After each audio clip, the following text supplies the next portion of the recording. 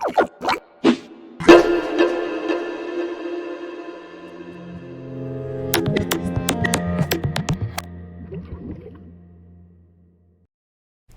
my dear students, welcome back to Fabzo. പദാർത്ഥങ്ങളിലെ അടിസ്ഥാന ഘടകങ്ങൾ എന്ന പാഠത്തിലെ പുതിയ ഒരു ഭാഗമാണ് ഇന്ന് നമ്മൾ പഠിക്കാൻ പോകുന്നത്. ആറ്റവും തന്മാത്രയും. ആറ്റം, തന്മാത്ര ഈ വാക്കുകൾ നിങ്ങൾ ഇതിനു മുൻപ് കേട്ടിട്ടുണ്ടോ? നമുക്ക് ആറ്റം എന്താണെന്നും തന്മാത്ര എന്താണെന്നും നോക്കാം.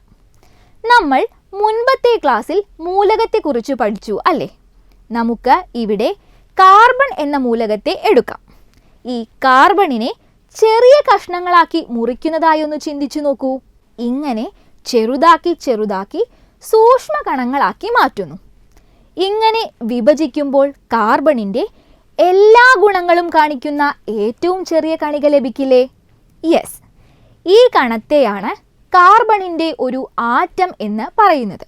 ഇതുപോലെ തന്നെ എല്ലാ മൂലകങ്ങളും ആറ്റങ്ങൾ കൊണ്ടാണ് നിർമ്മിക്കപ്പെട്ടിട്ടുള്ളത്. അതുകൊണ്ട് തന്നെ നമുക്ക് പറയാം, ഒരു മൂലകത്തിൻ്റെ എല്ലാ സ്വഭാവവും കാണിക്കുന്ന ഏറ്റവും ചെറിയ കണികയാണ് ആറ്റം എന്ന്. ഇവിടെ നോക്കൂ, ഹീലിയം, നിയോൺ തുടങ്ങിയ ചില മൂലകങ്ങളുടെ ആറ്റങ്ങൾക്ക് ഒറ്റ ആറ്റമായി തന്നെ സ്വതന്ത്രമായി നിലനിൽക്കാൻ കഴിയും. എന്നാൽ ഹൈഡ്രജൻ, ഓക്സിജൻ മുതലായ വാതക മൂലകങ്ങളുടെ ആറ്റങ്ങൾക്ക് ഇതുപോലെ രണ്ട് ആറ്റങ്ങൾ ചേർന്ന് ജോഡിയായി മാത്രമേ നിലനിൽക്കാൻ കഴിയൂ. എന്നാൽ സൾഫർ, ഫോസ്ഫറസ് തുടങ്ങിയ ചില ആറ്റങ്ങൾക്ക് രണ്ടിലധികം ആറ്റങ്ങൾ ഗ്രൂപ്പായാണ് കാണപ്പെടുന്നത്. ഇങ്ങനെ സ്വതന്ത്രമായും സ്ഥിരമായും നിലനിൽക്കുന്ന ഏറ്റവും ചെറിയ കണങ്ങളാണ് തന്മാത്രകൾ. ഇതുപോലെ സംയുക്തങ്ങൾക്കും തന്മാത്രകൾ ഉണ്ട്. ഉദാഹരണത്തിന് H2O. ഇവിടെ നിങ്ങൾക്ക് കാണാം, ഹൈഡ്രജൻ, ഓക്സിജൻ എന്നീ വ്യത്യസ്ത മൂലകങ്ങളുടെ ആറ്റങ്ങളാണ് ഈ സംയുക്തത്തിൽ ഉള്ളത്. അതായത് നമുക്ക് പറയാം, സ്വതന്ത്രമായും സ്ഥിരമായും നിലനിൽക്കാൻ കഴിയുന്ന ഏറ്റവും ചെറിയ കണങ്ങളാണ് തന്മാത്രകൾ. ഇത്രയും നിങ്ങൾക്ക് ക്ലിയർ അല്ലേ? മൂലകങ്ങളെ പ്രതീകങ്ങൾ ഉപയോഗിച്ച് രേഖപ്പെടുത്തുന്നത് നമ്മൾ കഴിഞ്ഞ ക്ലാസ്സിൽ പഠിച്ചു അല്ലേ? ഇന്ന് നമുക്ക് ആറ്റങ്ങളെയും തന്മാത്രകളെയും സൂചിപ്പിക്കുന്നത് എങ്ങനെയാണെന്ന് നോക്കാം. HE എന്നെഴുതിയാൽ ഹീലിയം ആണ് എന്ന് നിങ്ങൾക്കറിയാം അല്ലേ? ഹീലിയം, നിയോൺ, ആർഗൺ മുതലായ മൂലകങ്ങൾ പ്രകൃതിയിൽ സ്വതന്ത്ര ആറ്റങ്ങളായാണ് കാണപ്പെടുന്നത്. ഇവ ഒരാറ്റം മാത്രമുള്ള തന്മാത്രകൾ ആണ്. അതായത് ഇവയുടെ തന്മാത്രകളെ ഹീലിയം, നിയോൺ, ആർഗൺ എന്ന് സൂചിപ്പിക്കാം. എന്നാൽ മറ്റു ചില മൂലകങ്ങളുണ്ട്. അവ ഒന്നിലധികം ആറ്റങ്ങളുള്ള തന്മാത്രകൾ ആയാണ് കാണപ്പെടുന്നത്. ഉദാഹരണത്തിന് ഹൈഡ്രജൻ. ഹൈഡ്രജൻ രണ്ട് ആറ്റങ്ങൾ ചേർന്നാണ് ഹൈഡ്രജൻ തന്മാത്ര ആകുന്നത്. അതായത് ഹൈഡ്രജൻ തന്മാത്രയെ നമ്മൾ H2 എന്നാണ് എഴുതുന്നത്. ഇതുപോലെ രണ്ടിലധികം ആറ്റങ്ങൾ ചേർന്ന് തന്മാത്രകൾ ഉണ്ടാകുന്ന ചില മൂലകങ്ങളാണ് ഫോസ്ഫറസും സൾഫറും. ഫോസ്ഫറസ് തന്മാത്രയെ P4 എന്നും സൾഫർ തന്മാത്രയെ S8 എന്നുമാണ് സൂചിപ്പിക്കുന്നത്. അതായത് ഫോസ്ഫറസിൽ 4 ആറ്റങ്ങൾ ചേർന്നും സൾഫറിൽ 8 ആറ്റങ്ങൾ ചേർന്നുമാണ് തന്മാത്രകൾ ഉണ്ടാകുന്നത്. ഒരാറ്റം മാത്രമുള്ള മൂലക തന്മാത്രകളെ ഏകാറ്റോമിക തന്മാത്രകൾ എന്നും 2 ആറ്റമുള്ള മൂലക തന്മാത്രകളെ ദ്വയാറ്റോമിക തന്മാത്രകൾ എന്നും 2ലധികം ആറ്റങ്ങൾ അടങ്ങിയ മൂലക തന്മാത്രകളെ ബഹു ആറ്റോമിക തന്മാത്രകൾ എന്നുമാണ് വിളിക്കുന്നത്. മുൻപ് പറഞ്ഞ ഉദാഹരണങ്ങളിൽ നിന്നും ഏകാറ്റോമിക, ദ്വയാറ്റോമിക, പോളിയാറ്റോമിക തന്മാത്രകളെ നിങ്ങൾക്ക് തിരിച്ചറിയാൻ കഴിയുന്നില്ലേ? ഏകാറ്റോമിക തന്മാത്രകളിൽ പ്രതീകത്തിൻ്റെ ഇടതുവശത്ത് എഴുതിയിരിക്കുന്ന സംഖ്യ ആറ്റങ്ങളെയും തന്മാത്രകളെയും സൂചിപ്പിക്കുന്നു. അതായത് 2He അഥവാ 3Ar എന്നെല്ലാം എഴുതിയാൽ ഈ 2ഉം 3ഉം ആറ്റങ്ങളുടെ അഥവാ തന്മാത്രകളുടെ എണ്ണമാണ് സൂചിപ്പിക്കുന്നത്. എന്നാൽ ബഹു ആറ്റോമിക തന്മാത്രകളിൽ തന്മാത്രകളുടെ ഭാഗമായി നിൽക്കുന്ന ആറ്റങ്ങളുടെ എണ്ണം പ്രതീകത്തിൻ്റെ ചുവടെ വലതുവശത്ത് സൂചിപ്പിക്കുന്നു. കൂടാതെ തന്മാത്രകളുടെ ആകെ എണ്ണം തന്മാത്രകളുടെ ഇടതുവശത്തും സൂചിപ്പിക്കുന്നു. ഇത്രയും ക്ലിയർ അല്ലേ? നമ്മളിവിടെ ആറ്റത്തെക്കുറിച്ചും തന്മാത്രകളെക്കുറിച്ചുമൊക്കെ പഠിച്ചു അല്ലേ? ഈ പറഞ്ഞ ആറ്റത്തിൻ്റെ വലിപ്പത്തെക്കുറിച്ച് നിങ്ങൾ ചിന്തിച്ചിട്ടുണ്ടോ? ആറ്റമോസ് എന്ന ലാറ്റിൻ പദത്തിൽ നിന്നാണ് ആറ്റം എന്ന വാക്കുണ്ടായത്. ഈ വാക്കിൻ്റെ അർത്ഥം വിഭജിക്കാൻ കഴിയാത്തത് എന്നാണ്. സ്വർണത്തിൻ്റെ ഒരാറ്റത്തിൻ്റെ വ്യാസം എന്ന് പറയുന്നത് ഏകദേശം ഇത്രയും വരും. അതായത് ഏകദേശം 3.5 കോടി സ്വർണ്ണ ആറ്റങ്ങൾ നിരനിരയായി വെച്ചാൽ 1 സെൻറ്റിമീറ്റർ മാത്രമേ നീളമുണ്ടാകൂ എന്നർത്ഥം. ഇതിൽ നിന്നും ഒരു ആറ്റം എന്ന് പറഞ്ഞാൽ എത്രമാത്രം ചെറുതാണ് എന്ന് നിങ്ങൾക്ക് ഊഹിക്കാമല്ലോ. ഇന്ത്യൻ ചിന്തകനായ കണാദൻ, ഗ്രീക്ക് ചിന്തകനായ ഡെമോക്രിറ്റസ് എന്നിവർ നൂറ്റാണ്ടുകൾക്ക് മുൻപ് തന്നെ പദാർത്ഥത്തിലെ ചെറുകണങ്ങളെക്കുറിച്ച് പ്രവചിച്ചിട്ടുണ്ട്. ആധുനിക ആറ്റ സിദ്ധാന്തം ആവിഷ്കരിച്ചത് ഇംഗ്ലീഷ് ശാസ്ത്രജ്ഞനായ ജോൺ ഡാൾട്ടൺ ആണ്. നമുക്ക് ചില ചോദ്യങ്ങൾ നോക്കാം. ഇവിടെ ചില മൂലക തന്മാത്രകൾ കാണുന്നില്ലേ? ഇവയെ ഏകാറ്റോമിക, ദ്വയാറ്റോമിക, ബഹു ആറ്റോമിക എന്നിങ്ങനെ തരം തിരിക്കണം. നോക്കൂ, H2, Cl2, P4, O2, S8, He, Ar എന്നിങ്ങനെ ചില മൂലകങ്ങൾ നിങ്ങൾക്കിവിടെ കാണാം അല്ലേ? ഇവയിൽ നിന്നും ഏതൊക്കെയാണ് ഏകാറ്റോമിക തന്മാത്രകളെന്നും ഏതെല്ലാമാണ് ദ്വയാറ്റോമിക തന്മാത്രകളെന്നും ഏതെല്ലാമാണ് ബഹു ആറ്റോമിക തന്മാത്രകളെന്നും കണ്ടെത്തണം. He, Ar എന്നിവ ഏകാറ്റോമിക തന്മാത്രകൾ ആണ് അല്ലേ? ദ്വയാറ്റോമിക തന്മാത്രകളോ? Cl2, H2, O2 എന്നിവ ദ്വയാറ്റോമിക തന്മാത്രകളുമാണ്. എന്നാൽ P4, S8 എന്നിവ ബഹു ആറ്റോമിക തന്മാത്രകളും ആണ്. സോ ഇത്രയും ഭാഗം ക്ലിയർ അല്ലേ? നമുക്ക് ഒരു ടാസ്ക് കൂടെ ചെയ്തു നോക്കാം. ഇവിടെ നൽകിയിരിക്കുന്ന ഓരോ പദാർത്ഥങ്ങളിൽ നിന്നും തന്മാത്രകളുടെ എണ്ണവും ആകെ ആറ്റങ്ങളുടെ എണ്ണവും കണ്ടെത്തണം. ആദ്യത്തേത് O2. ഇതൊരു ദ്വയാറ്റോമിക തന്മാത്ര ആണ് അല്ലേ? അതായത് ഇവിടെ തന്മാത്രകളുടെ എണ്ണം എന്ന് പറയുന്നത് 1, ആകെ ആറ്റങ്ങളുടെ എണ്ണമോ 2. അടുത്തത് 2N2. ഇവിടെ തന്മാത്രകളുടെ എണ്ണം 2, ആകെ ആറ്റങ്ങളുടെ എണ്ണമോ അതായത് 2 ഗുണം 2 4. അടുത്തത് 6Cl2. ഇവിടെ തന്മാത്രകളുടെ എണ്ണം 6, ആകെ ആറ്റങ്ങളുടെ എണ്ണം 6 ഗുണം 2 12. അടുത്തത് P4. ഇവിടെ തന്മാത്രകളുടെ എണ്ണം 1, ആകെ ആറ്റങ്ങളുടെ എണ്ണം 4. ഇത്രയും മനസ്സിലായില്ലേ? ഇനി ഇതുപോലെയുള്ള ഏത് മൂലകങ്ങളുടെയും തന്മാത്രകളുടെ എണ്ണവും ആറ്റങ്ങളുടെ എണ്ണവും നിങ്ങൾക്ക് എഴുതാം അല്ലേ? നമ്മൾ ഇനി സംയുക്തങ്ങളെക്കുറിച്ച് പഠിക്കാൻ പോകുകയാണ്. സംയുക്തങ്ങൾ എന്താണെന്ന് നമ്മൾ മുൻപേ പറഞ്ഞിരുന്നു. വ്യത്യസ്ത മൂലക ആറ്റങ്ങൾ ചേർന്നുണ്ടാകുന്ന തന്മാത്രകൾ അടങ്ങിയവയാണ് സംയുക്തങ്ങൾ. ചില ഉദാഹരണങ്ങൾ നോക്കൂ. Carbon dioxide. ഇവിടെ കാർബൺ, ഓക്സിജൻ എന്നീ ആറ്റങ്ങൾ ചേർന്നാണ് കാർബൺ ഡയോക്സൈഡ് എന്ന സംയുക്തം നിർമ്മിക്കപ്പെട്ടിരിക്കുന്നത്. അടുത്തത് ഹൈഡ്രജൻ ക്ലോറൈഡ്. ഹൈഡ്രജനും ക്ലോറിനും ആണ് ഇതിലെ ആറ്റങ്ങൾ. ഇതുപോലെ മെർക്കുറിക് ഓക്സൈഡിലോ? യെസ്, മെർക്കുറിയും ഓക്സിജനുമാണ് ഇതിലടങ്ങിയിട്ടുള്ള ആറ്റങ്ങൾ.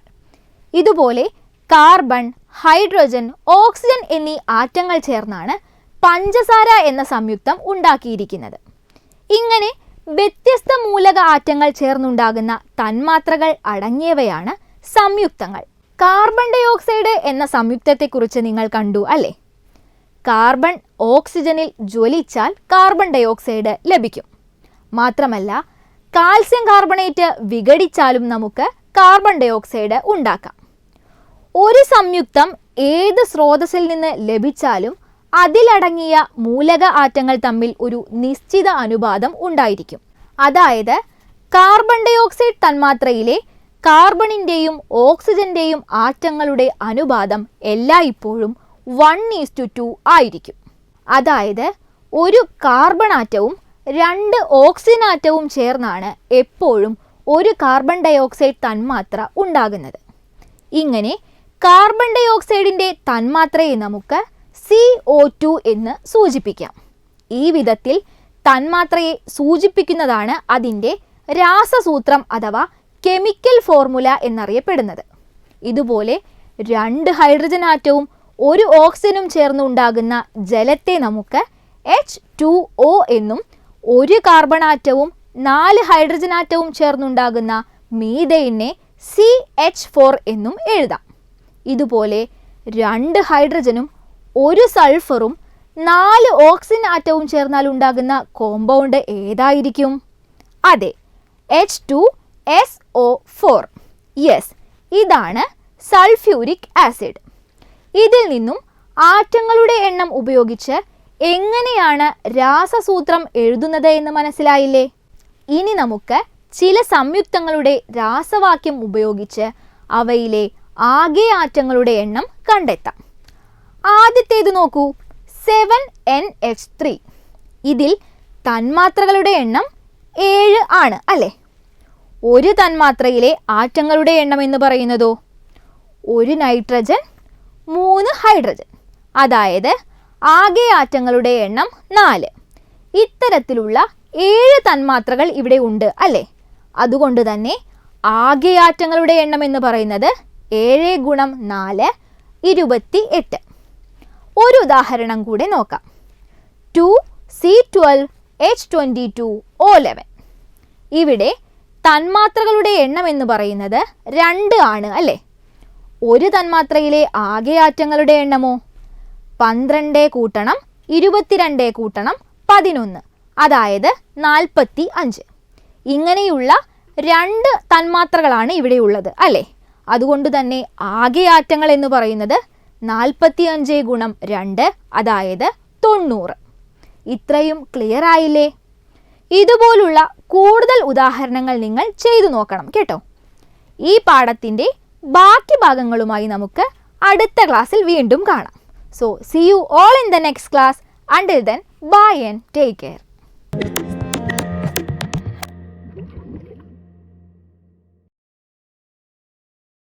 ചോദ്യം 1. കാൽസ്യം ബൈസൾഫേറ്റിൻ്റെ രാസസൂത്രം CaHSO4 ട്വൈസ് എന്നാണ്. ഇതിൻ്റെ ഒരു തന്മാത്രയിലെ ഓരോ മൂലകത്തിൻ്റെയും ആറ്റങ്ങളുടെ എണ്ണം എഴുതുക. ഉത്തരം Ca calcium 1, H hydrogen 2, S sulphur 2, O oxygen 8. ചോദ്യം 2. ഒരു മൂലകത്തിൻ്റെ എല്ലാ സ്വഭാവവും കാണിക്കുന്ന ഏറ്റവും ചെറിയ കണികയാണ് ഡാഷ്. ഉത്തരം ആറ്റം. ചോദ്യം 3. എന്താണ് തന്മാത്രകൾ? ഉത്തരം സ്വതന്ത്രമായും സ്ഥിരമായും നിൽക്കാൻ കഴിയുന്ന ഏറ്റവും ചെറിയ കണങ്ങൾ ആണ് തന്മാത്രകൾ. ചോദ്യം 4. നൈട്രജൻ എന്ന മൂലകത്തിൻ്റെ പ്രതീകം N എന്നാണല്ലോ. 2N, N2 എന്നിവ എന്തിനെ സൂചിപ്പിക്കുന്നു? ഉത്തരം 2N എന്നത് നൈട്രജൻ്റെ 2 ആറ്റങ്ങളെ സൂചിപ്പിക്കുന്നു. N2 എന്നത് 2 നൈട്രജൻ ആറ്റങ്ങൾ ചേർന്നുണ്ടായ നൈട്രജൻ തന്മാത്രയെ സൂചിപ്പിക്കുന്നു. ചോദ്യം 5. 2NH3യിൽ ആകെ എത്ര ആറ്റങ്ങളുണ്ട്? ഉത്തരം 8 ആറ്റങ്ങൾ. ചോദ്യം 6. 5 ജലതന്മാത്രകളെ എങ്ങനെ സൂചിപ്പിക്കാം? ഉത്തരം 5H2O. ചോദ്യം 7. കാർബൺ ഡയോക്സൈഡ് തന്മാത്രയിലെ കാർബൺ ഓക്സിജൻ ആറ്റങ്ങളുടെ അനുപാതം എപ്പോഴും ഡാഷ് ആയിരിക്കും. ഉത്തരം 1:2. ചോദ്യം 8. ചുവടെ കൊടുത്തിട്ടുള്ളവയിൽ ഏകാറ്റോമിക തന്മാത്ര ഏതാണ്? A hydrogen, oxygen, nitrogen, helium. B hydrogen, helium എന്നിവയുടെ പ്രതീകങ്ങൾ എഴുതുക. സി ഓക്സിജൻ തന്മാത്രയുടെ രാസസൂത്രം എഴുതുക. ഉത്തരം A helium, B hydrogen, helium, C O2. ചോദ്യം 9. ജലതന്മാത്രയിൽ ഹൈഡ്രജന്റെയും ഓക്സിജന്റെയും ആറ്റങ്ങളുടെ അനുപാതം എഴുതുക. ഉത്തരം: ഹൈഡ്രജൻ ഓക്സിജൻ അനുപാതം 2:1. ചോദ്യം 10. ജലത്തിൽ അടങ്ങിയിരിക്കുന്ന ആറ്റങ്ങൾ ഏതെല്ലാം? ഉത്തരം: ഹൈഡ്രജൻ, ഓക്സിജൻ. ചോദ്യം 11. തന്നിരിക്കുന്നവയിൽ ആകെ എണ്ണം തന്മാത്രകളെ കണ്ടെത്തുക. CO2, 5H2O, 7NH3, 2C12, H22, O11, 3NaCl, ZnCl2. ഉത്തരം: CO2 3, 5H2O 15, 7NH3 28, 2C12, H22, O11 90, 3NaCl 6, ZnCl2 3.